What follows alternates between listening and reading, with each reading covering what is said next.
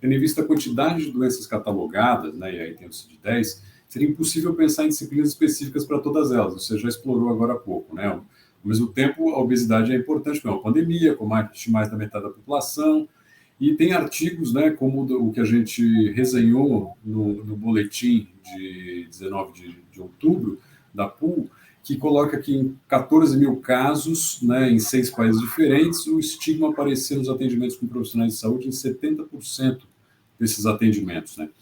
Então, eu pergunto, nessa sua busca, você acha que o resultado dessa questão, desse problema na formação, ela é mais da ausência da abordagem ou do tipo de abordagem feita?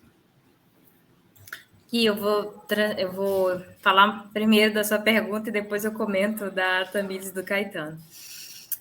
Sobre essa questão, a gente identifica que há uma defasagem muito grande, tanto no conteúdo teórico que é ofertado, e eu acho que até dá para relacionar isso com a questão do Caetano.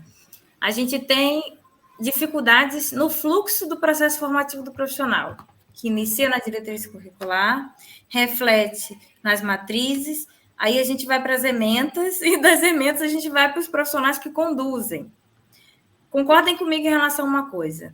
Quem já teve alguma experiência, a Tamília já comentou aqui da experiência de pesquisa. Durante a formação, a gente participa de grupos de pesquisa, né, com foco específico em uma coisa que a gente gosta, que a gente acha interessante.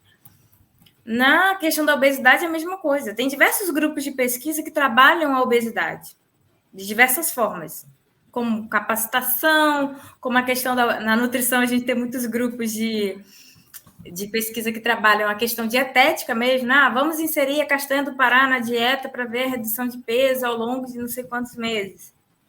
É uma coisa. Concordem que esse professor em específico, ou professora que trabalha, que pesquisa há anos com a castanha do Pará para reduzir a obesidade, não vai conseguir isolar esse tema quando ela for comentar numa disciplina específica de nutrição clínica, por exemplo? Obviamente, esse professor vai comentar sobre isso. Gente, olha, nessa parte aqui, a gente também tem obesidade, a castanha do Pará também é importante para a condução do tratamento da obesidade, para redução do peso.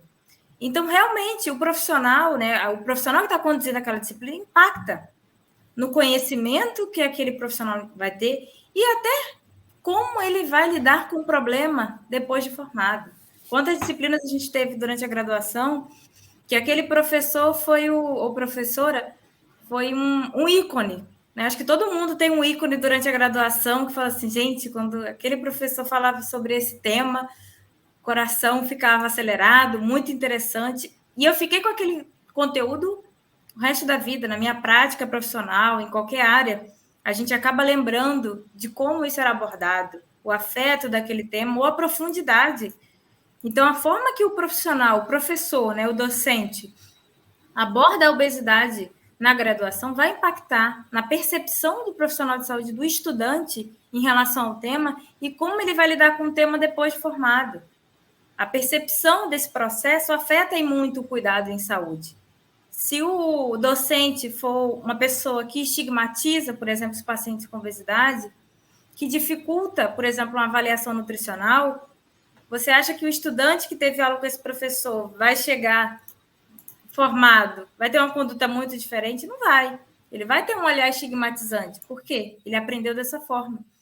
Se ele não tiver outra formação que mostre a realidade, que mostre como deve ser, ele vai continuar com aquele olhar. Então, muitas vezes a gente tem disciplinas que tem lá, vamos estudar a fisiopatologia das doenças.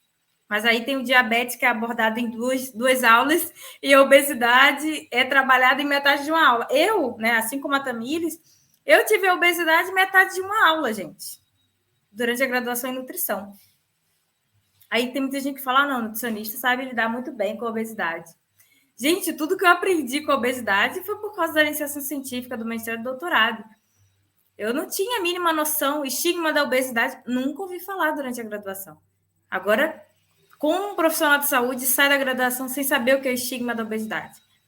Sem saber como não estigmatizar, porque o mais importante de não saber o que é estigma, mas não saber como não estigmatizar, porque às vezes a gente estigmatiza sem querer, sem saber, por isso que a gente tem que ser paciente com o outro, com o processo do outro. Muitas vezes ele não teve esse conhecimento. Aquele profissional é muito grosso, não, porque ele brigou comigo porque eu não consegui emagrecer. Teve uma conduta estigmatizante, ok. Mas será que ele aprendeu em algum momento que isso era estigmatizante? Ou ele aprendeu que, não, é muito bom fazer pressão para ver se eles emagrecem?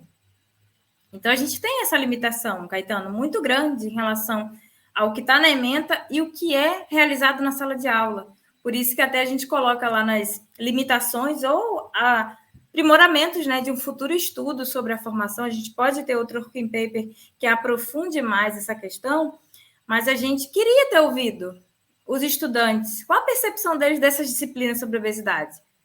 E os profissionais, os docentes que trabalham com isso, o que eles acham disso? O que realmente eles ofertam?